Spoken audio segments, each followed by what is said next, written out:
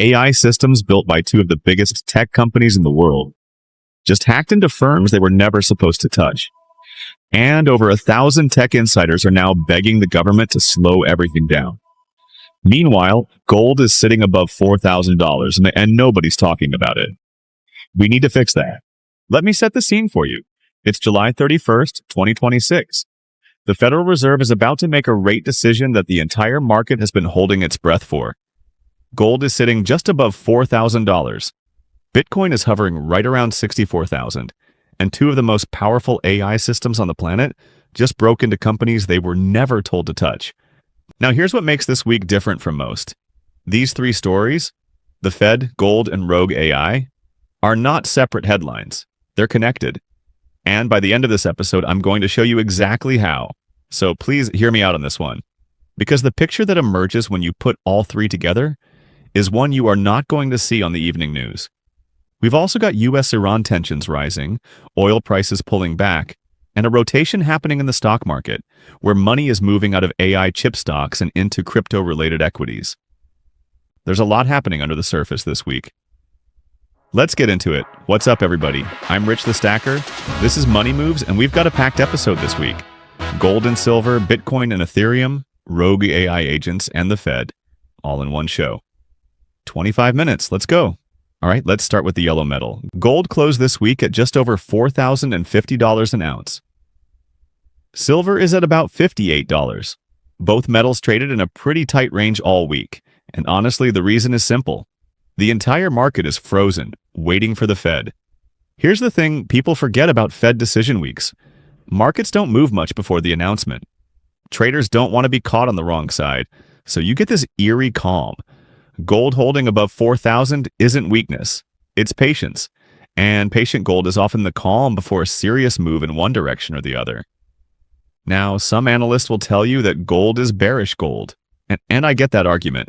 If the metal can't rally on geopolitical tension, maybe the bid isn't as strong as we think. But consider this. Gold is up nearly a third from where it was just a year ago. Flat after a run like that isn't a red flag, it's consolidation. Let's talk about what's actually moving the needle this week. Two forces pulling in opposite directions. On one side, you've got US-Iran tensions heating up. On the other side, oil prices are actually falling. And that creates a confusing signal for gold. How do you think that plays out? Let me walk you through it. Here's how the logic works. Iran threatens the Strait of Hormuz. Oil spikes, inflation fears rise, the Fed stays hawkish, the dollar strengthens, and gold gets pressured. But this week, oil actually pulled back, so the inflation fear didn't materialize. Gold got some geopolitical support but lost the inflation tailwind. Net result, sideways. That's not confusion. That's the market being precise.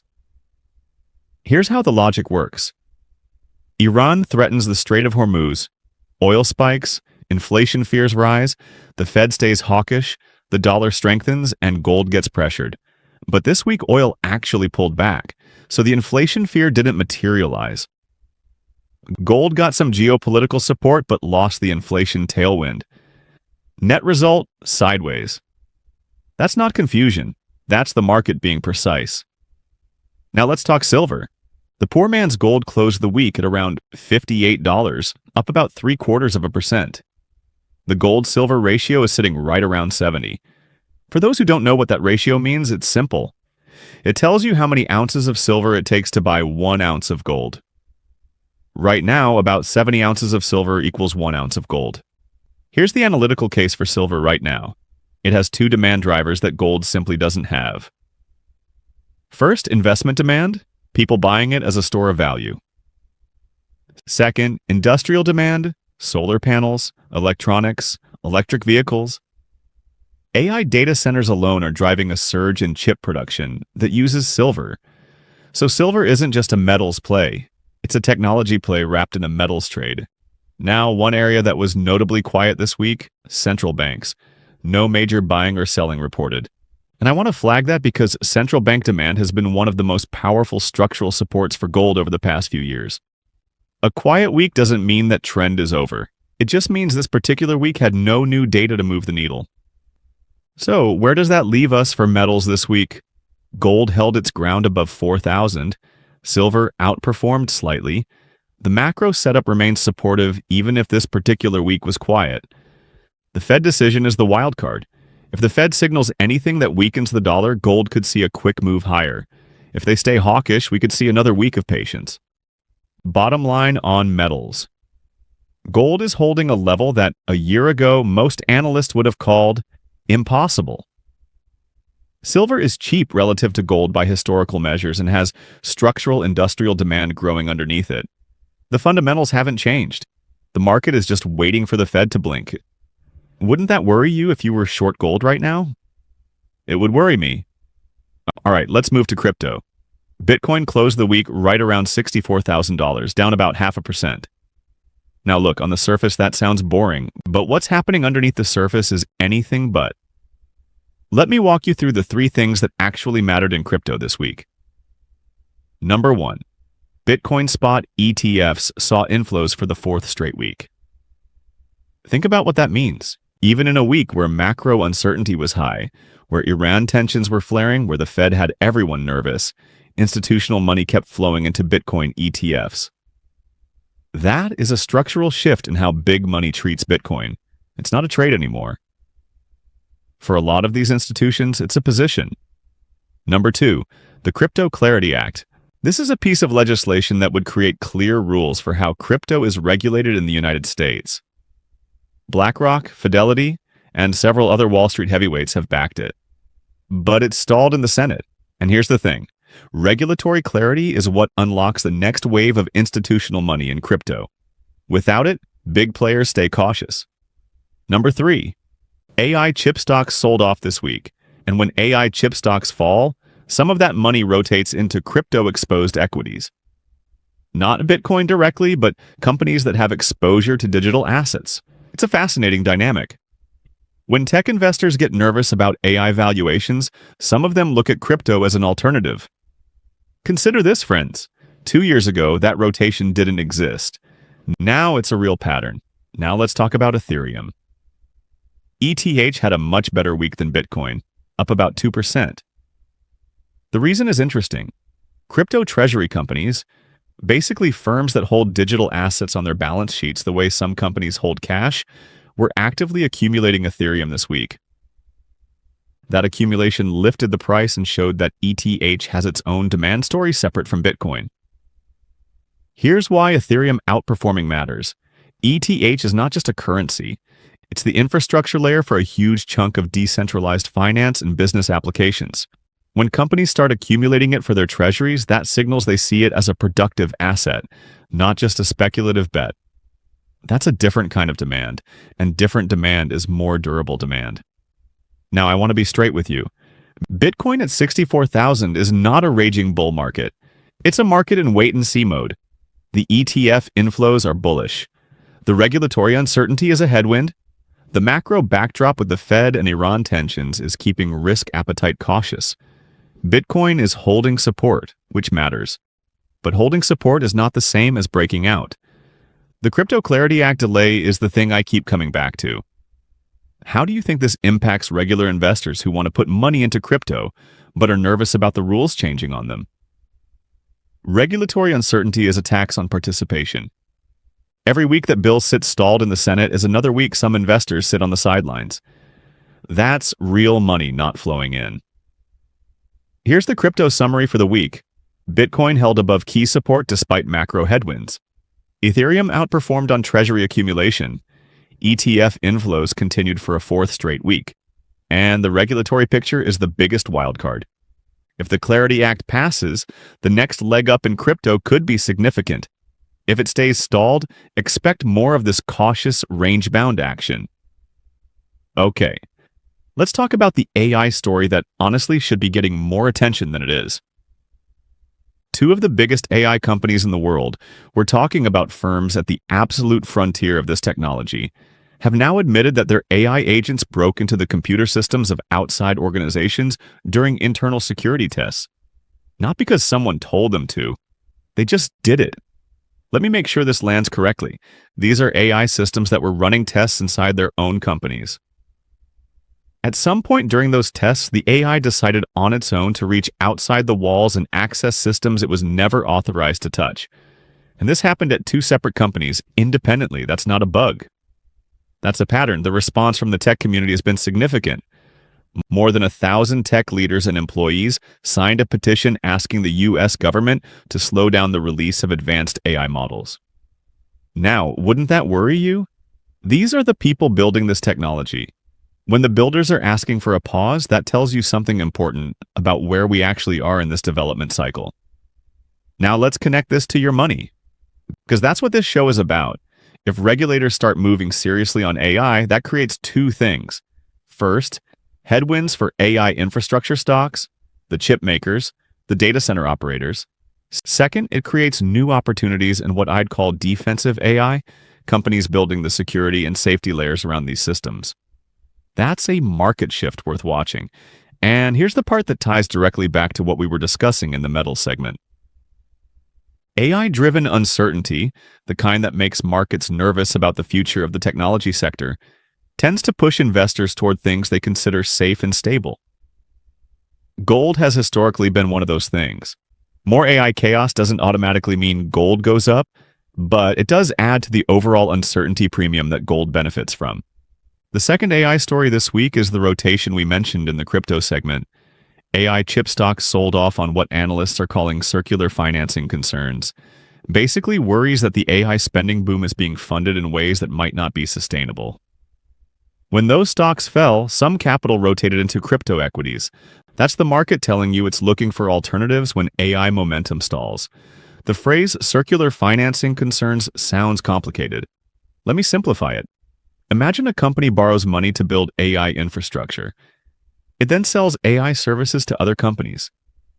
Those companies also borrowed money to buy the AI services.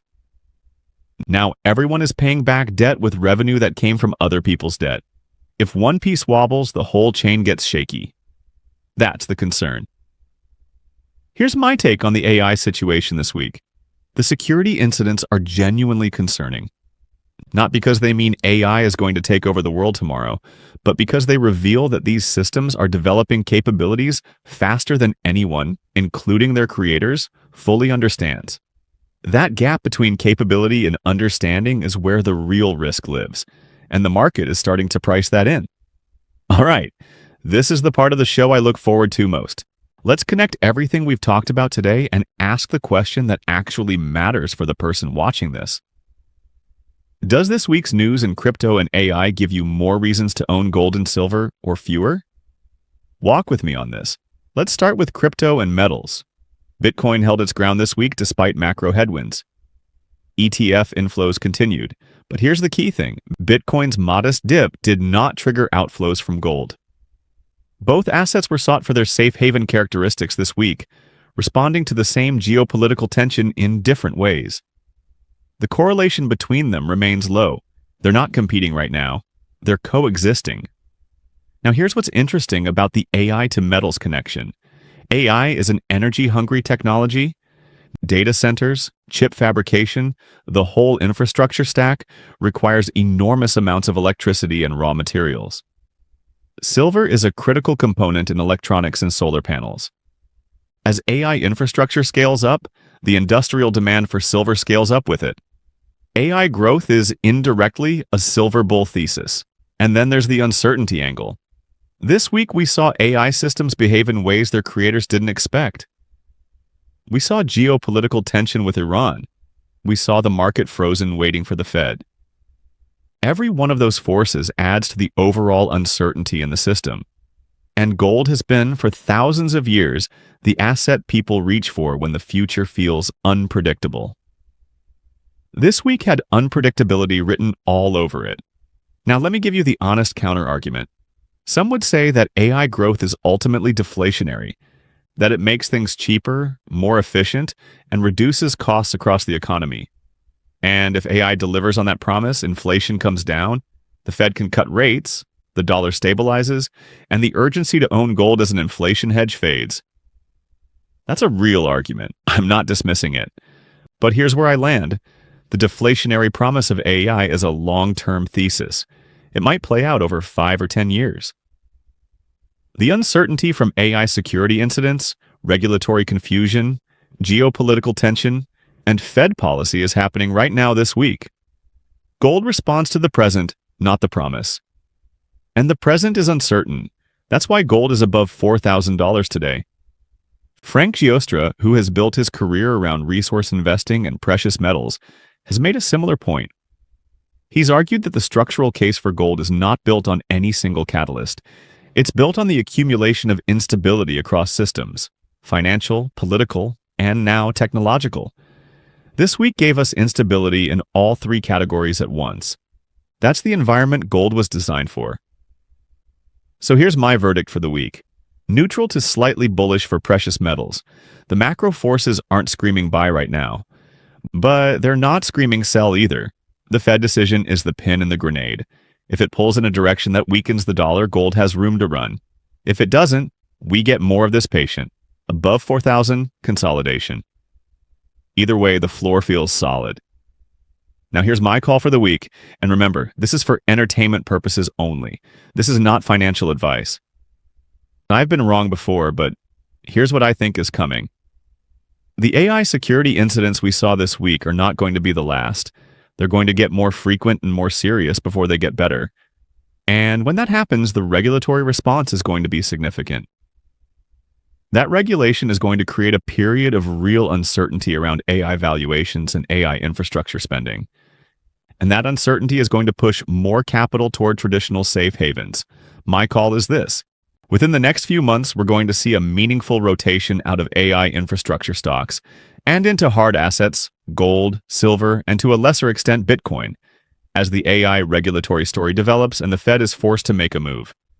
The Crypto Clarity Act passing would accelerate the Bitcoin piece of that trade, but the metals piece doesn't need the act to pass. It just needs the uncertainty to continue. And there's plenty of that to go around. Check this out. Here's why silver specifically is my highest conviction piece of this call. It's the one asset that benefits from both sides of the AI story. If AI grows fast and builds out infrastructure, silver demand goes up through electronics and solar. If AI creates chaos and uncertainty, silver goes up as a safe haven alongside gold. Silver wins either way. How often does an asset have a setup like that? That's my take. What's yours?